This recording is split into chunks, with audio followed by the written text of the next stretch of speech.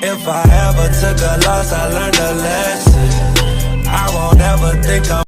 What's up, you guys? It's your boy Jay, and I'm back here with another reaction video. This reaction video is called 3 Creepy True Lockdown Stories Re-upload by you guys, Mr. Nightmare. You know, guys, I have to do this video because I love Mr. Nightmare movies. Not movies, but his videos he do upload on YouTube. I really love him. I enjoy him a lot. And I really thank him that he did upload. Like, he uploaded 2. And I'm just uploading the reacting to this first one before you did the other one. But anyways, guys, I really thank you guys. I really thank you for just that, you know.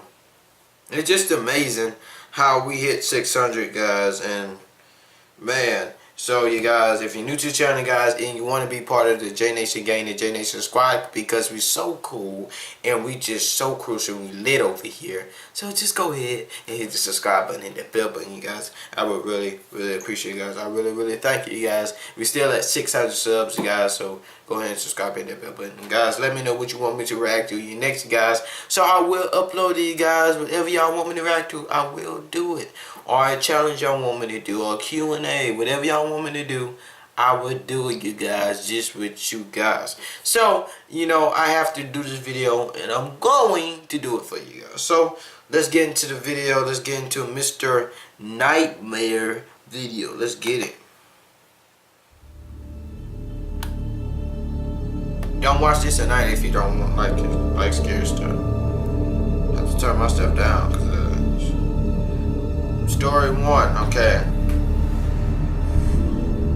It was a typical boring day in calculus, only it was Friday, 7th period, meaning the week was almost over and spring break would finally be upon us. So everybody was getting antsy in their seats, I could tell.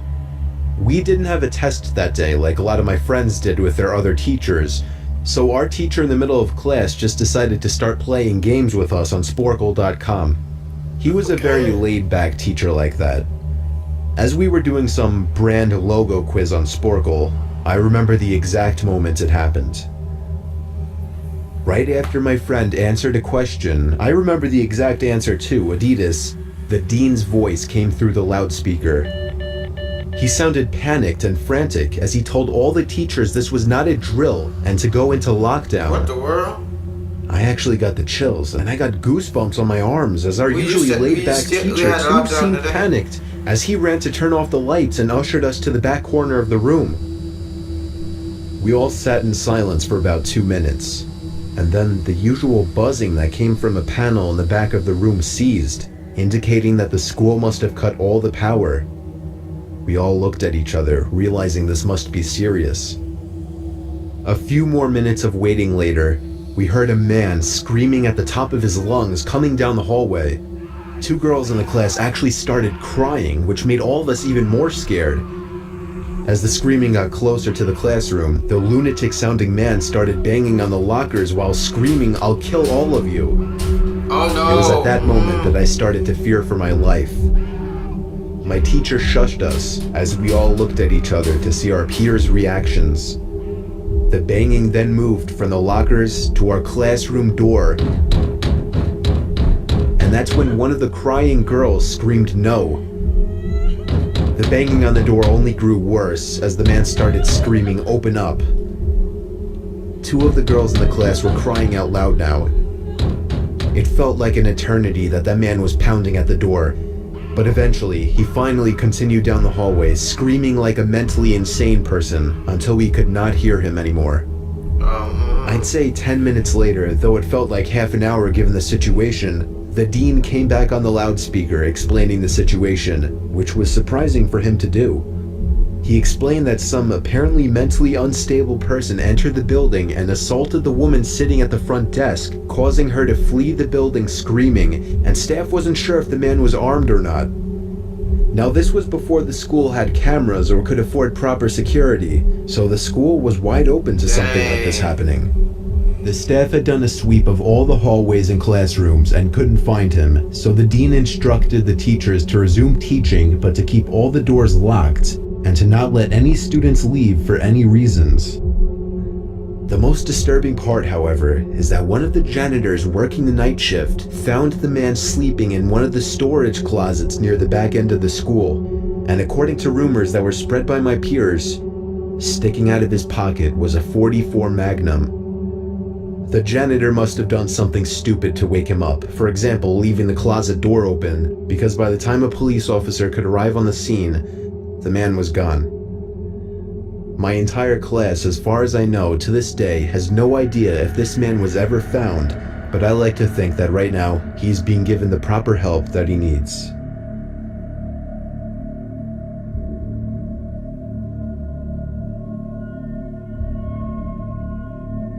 My school has 2 lunch periods. First lunch period is for all 6th graders and some 7th graders.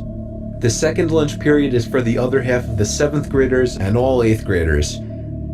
The lockdown happened in the beginning of October. The day the lockdown occurred, it was overcast and rainy. During the first lunch period, I heard 4 loud booms. I personally thought it was thunder, but the entire lunch crowd started screaming. I was thinking those kids were just serious pussies, but the campus security came in and started yelling at people to go into the multi-purpose room, and the kids who were in line buying lunch had to throw out their lunch and come inside. Me and some friends went inside the room along with a huge group of other kids. Everyone was curious as to what was happening. Our multi-purpose room is huge, and the back wall of the room is made of see-through glass. When me and my friends were rushed inside the campus, security was covering the glass with the curtains, and there were adults at every exit. My friend Eric was curious, as well as the rest of us, so he asked one of the adults what was going on. When he came back, he said, "You know how right in front of TMS there's those houses?" I replied, "Yeah."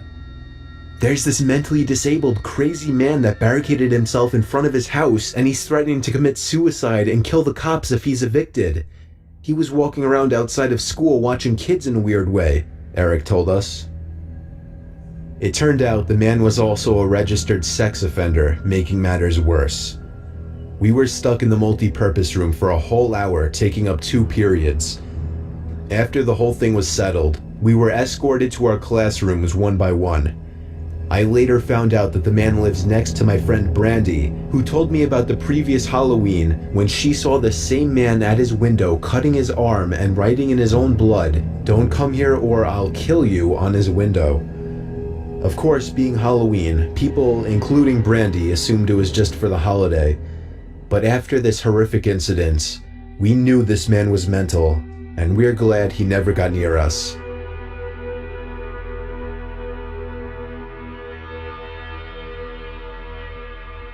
I'm 22 years old, fresh out of college, and I recently got a job at my old high school as a sort of computer intern in the school basement.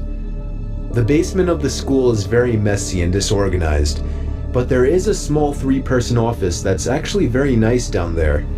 It has 3 nice big desks, 2 mini fridges, a flat screen TV mounted on the wall, and oh so satisfying air conditioning, a luxury the students and teachers cannot enjoy in the school. And of course all the school servers and other computery stuff. I got the job because 3 of my old computer teachers flat out adored me. I could actually consider them as real friends, not just teacher figures, so they all helped tremendously in landing me this job. It's been great, until something that happened a few weeks ago. My 2 coworkers that shared the office with me, Dave and Gary, weren't in the office at the time. They were upstairs working on papers or whatever. I was eating my sandwich during my lunch break when I got a phone call from one of the women in the front office telling me the school was on lockdown and that somebody, possibly armed, had entered the school. There wasn't much that I could do other than turn off the lights because, surprisingly, as nice as this little office was, it didn't have an actual door to it, just a big opening, and the door to the whole basement didn't even have a working lock. For my own safety, I did turn off all the lights in the office and my computer screen. I kept my phone on the desk, texting both Gary and Dave, but they wouldn't respond. I sat down there in the dark, playing games on my phone for like 20 minutes, waiting for the call from up front to tell me to resume working. I had no idea what was happening. I couldn't hear what was going on upstairs from down here. but I was not allowed to make any calls until I was informed that the lockdown was over. Then the noisy basement door opened. As the creaking echoed across the basement and into my office, I sat up from my seat, wondering if I should call out Gary or Dave. I was eager to get some info from them. Someone then came running down the stairs, and their footsteps were approaching my office. I pushed away my chair and crawled under my desk. Somebody entered the office but did not turn on the lights. There was just silence. I can't even describe the fear I was experiencing. I felt like if I made one sudden noise, I'd be a dead man. Suddenly, my phone dinged as I got a text message. I felt my entire world shrivel up and die at that one moment as I clenched my teeth in fear. Footsteps suddenly moved closer to me until I finally dove out from under the desk in capitulation, begging whoever it was not to kill me. And just then, someone grabbed my arm and pulled me up. It was some guy in a red plaid button-up, jeans, and a reddish-black cap. He told me, "It's okay, I'm just down here hiding with you." "What's going on up there?" I whispered to him. He kind of ignored my question and asked me if there's an exit down here. I told him, "Yeah, around that way." Before he could do anything else, I asked him, "Who are you?" There was a brief moment of silence before he started explaining he was coming in to pick up his son when a teacher told him to hide. After his explanation, I checked my phone and saw the text I received was from Dave. It said, "Dude, this is fucking crazy. Some guy with a gun shot Mr. Buckley. He's wearing a red shirt and a hat. Whatever you do, don't come upstairs." I was about to reread that text out loud to the man until I realized. I looked up and felt my stomach sink. The man seemed to catch on to my suspicious stare. Panicking, all I could think to do was to run for the upstairs. A gunshot echoed through the basement and I could hear the bullet ricochet off something metal in the darkness. But thank God the bullet missed me and I made it upstairs. Fortunately, police were waiting at all exits, including the basement exit, and caught the man the second he opened the door. More good news, our teacher Mr. Buckley survived the gunshot. It was later determined that the man and Mr. Buckley had some beef for whatever reason, but that was never revealed. All we know is that Mr. Buckley couldn't have done anything that would have warranted this kind of reaction. And I know that the sound of that gunshot will forever echo in my mind.